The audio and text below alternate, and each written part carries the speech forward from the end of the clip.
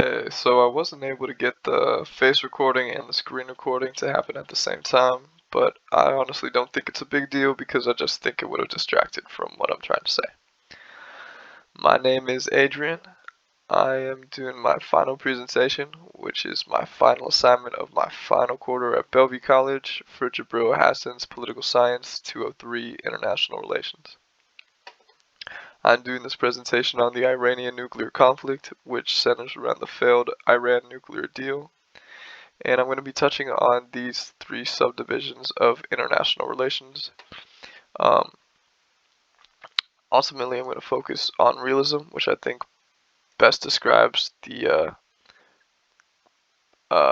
past and present behavior of Iran, but I'm also going to highlight places where they employed liberalism, and I'm going to try and bridge the gap a little bit with constructivism. So, the JCPOA, also called the Iran nuclear deal, is a plan of action that took place between China, France, Russia, UK, US, and Germany, and of course Iran. It is a deal that says that if Iran disassembles its nuclear program, these 6 countries will lift the sanctions that they have been levying against Iran, and which have taken about 50 billion a year out of Iran's economy. And it is a extension, the JCPOA is an extension of the Nuclear Non-Proliferation Treaty, which basically says that uh, nuclear arms are too dangerous, too powerful for any country to have, so you can't weaponize nuclear power, you can only use it for energy. And this deal was drafted in 2015, went into effect in 2016, and was doing exactly what it was intended to do until 2018, when the US withdrew from the JCPOA under Trump, who pledged he would negotiate a better deal, but left office without doing so. He also further strained the relationship between these two countries by killing an Iranian general in early 2022, late January of 2022. And as of May 31st, 2022, Iran has accumulated enough enriched uranium.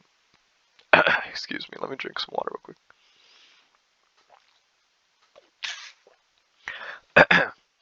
Iran has accumulated enough enriched uranium to build a nuclear bomb, according to the United Nations Atomic Agency. So there's a lot more that goes into building a nuclear bomb, apart from having enough enriched uranium.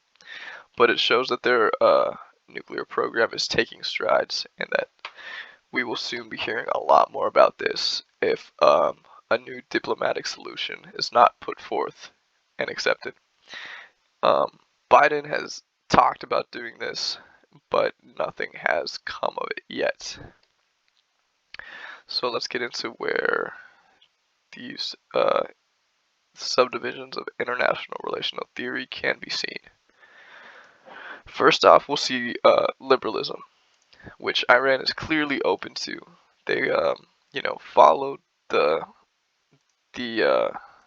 requirements of this deal, and if they didn't, the members of this deal, China, France, Russia, UK, US, Germany, agreed that they would redeploy the sanctions on them.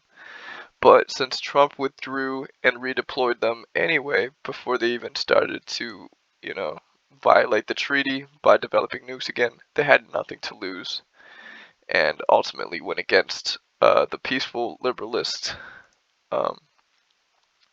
plan of action behavioral pattern that they had been going with for the last 2 years there, from 2016 to 2018.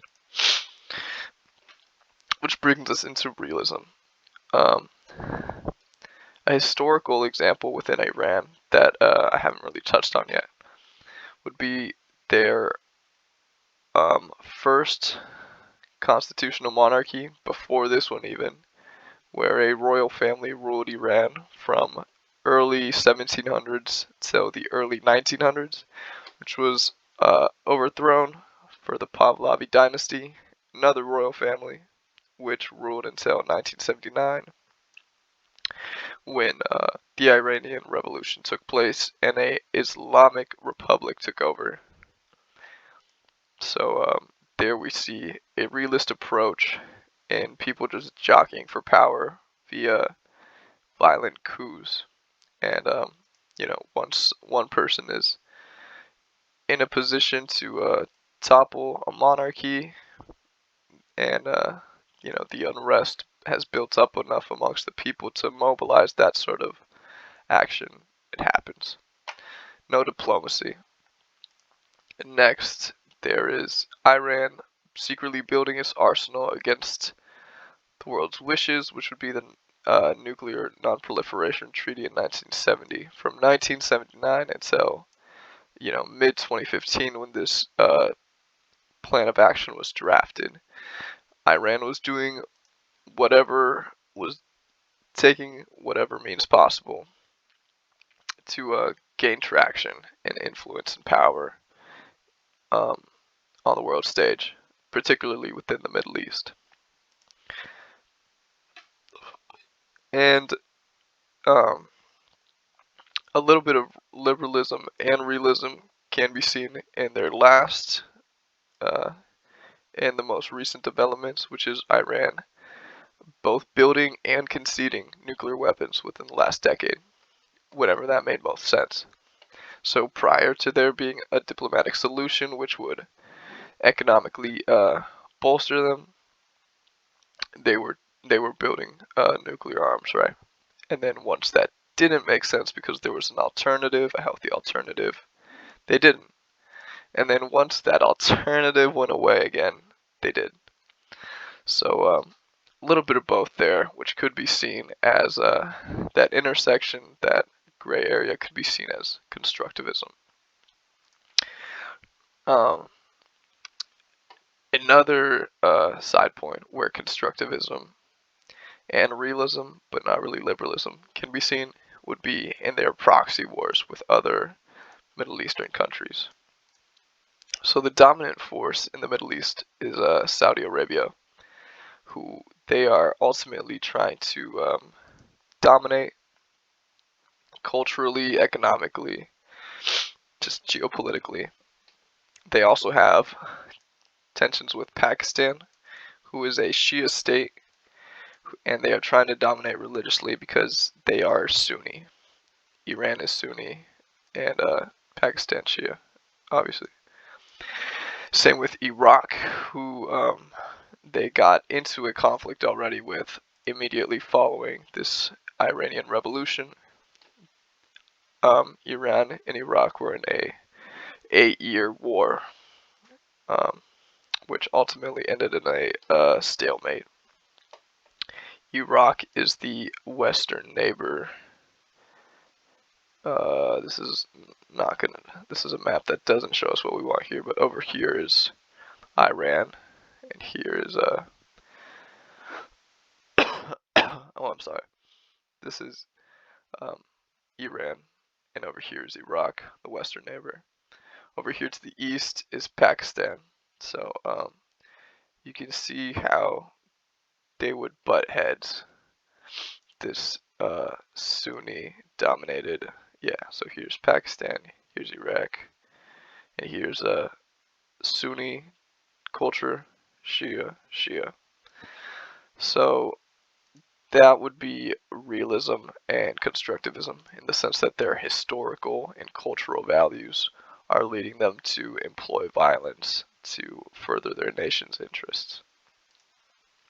And ultimately, this is the theory that I think best defines their behavior, as it is not only present in the past, like constructivism is, but also in the present. And should things, take a turn for the better, should should Biden rejoin the JCPOA, or a new version of it be drafted, then a case could be made, I think a valid one and a sound one for liberalism being the dominant theory describing what's going on here. But yeah, as of now, it's realism.